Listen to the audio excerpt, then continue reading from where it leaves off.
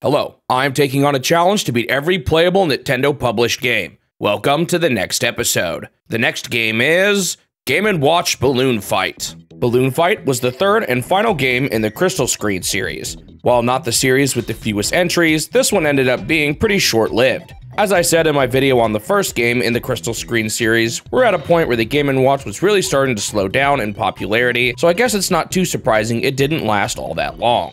There are still a few more games in the multi-screen and new widescreen series to go, but it's kind of too bad this one ended so quickly. While the see-through background gimmick isn't something I really got to experiment with, I've really liked the games in this series so far. The name of this one is clearly a reference to the NES title, but it's gotten an artistic overhaul and a bit of a different story too. You play as a Balloon Man, a man in full-on protective gear with a jetpack. Balloon Man is the Sky Patrol, whatever that is, and he maintains peace in the sky. Before the events of the game, this Balloon Man apparently fought against the powerful sky pirate Oiram Repus. Balloon Man captured all of Oiram's henchmen, but Oiram himself managed to escape. To find him, you must find pieces of a map that contain the location of his secret hideout, and they've been hidden inside balloons that float through the sky. These balloons drifted off to a place called the Trip Sky, a place with dangerous sparks drifting about and a treacherous sea below. This game is sort of inspired by the balloon trip mode in Balloon Fight. It is an auto-scroller to the left, and you need to collect a bunch of balloons along a perilous path. When I first played the game, I thought you needed to survive long enough, but it turns out each phase will end once you collect 25 balloons. I think the map pieces are supposed to be tied to the bottom of these balloons or something. Similar to Balloon Fight, there are also obstacles in the air you have to dodge. The way this game mimics Balloon Fight movements is a bit strange though. While moving from side to side is pretty straightforward, moving up and down is a bit more unusual. Pressing the eject button will make you shoot a puff of air out of your jetpack. Pressing it once will only make you hover in place for a brief moment, but pressing it twice fast enough will move you upwards. Then, if you don't press the button at all, you'll eventually move downwards. I think this is supposed to sort of emulate the way you flap your arms in Balloon Fight to move up, but I personally don't think it works quite as well with an LCD game like this. You can push down to force a downward movement too, but unfortunately I didn't realize this until much later, so I basically played the entire game with a handicap. When I first started, I had no idea what was going on, and I immediately moved to the side and plopped into the water. Then, I didn't realize you had to push the eject button multiple times, and after a couple of weak puffs, I immediately fell into the water again. Ouch, rough start. Finally though, on the next try, I figured out the basics of the controls and I was off to the skies. Despite those early dumb losses, this first stage is actually really easy. There are no obstacles and there are balloons everywhere. After I collected enough balloons, something strange happened. A jingle played and my points started flashing. This is sort of like the balloon upgrades in the balloon trip mode of Balloon Fight, where getting enough balloons in a row without missing any will cause the balloons to be worth more points. After 20 consecutive balloons, they will become worth 2 points each, and at 40 and 60 consecutive balloons, they will become worth 3 and 4 points respectively. It's pretty easy to rack up points because of this, and in general the point system is pretty different from the ones found in the other Game & Watches. In this game, the points actually work more like lives, with each life you lose draining 100 points.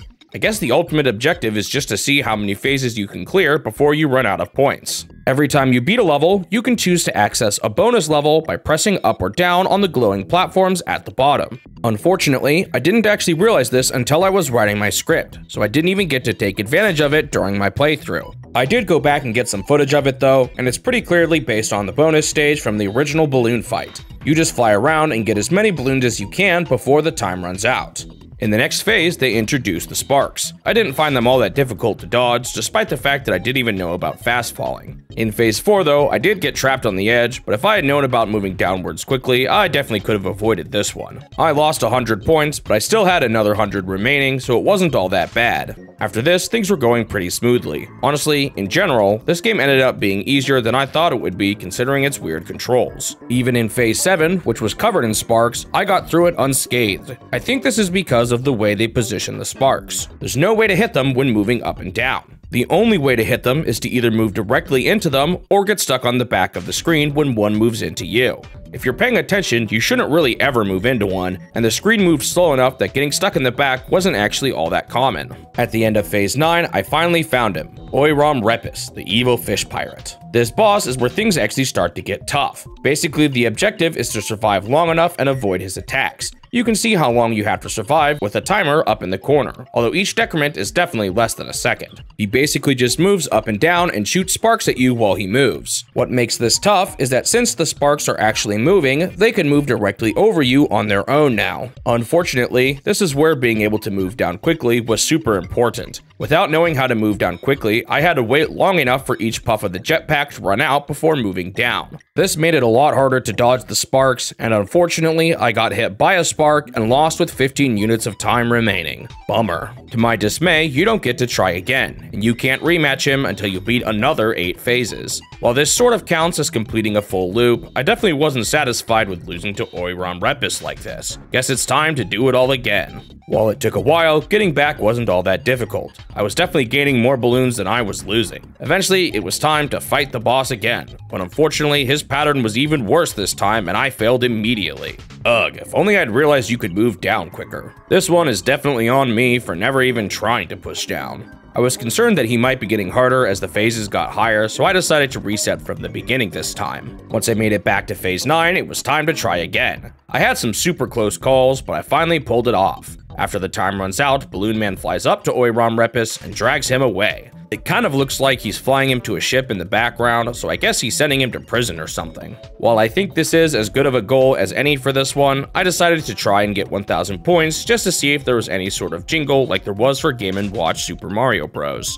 It took some time, but again, other than the boss, this one was really easy. I got to 1000 points, but sadly, there wasn't any sort of jingle or anything. With that, my time with Game & Watch Balloon Fight was complete.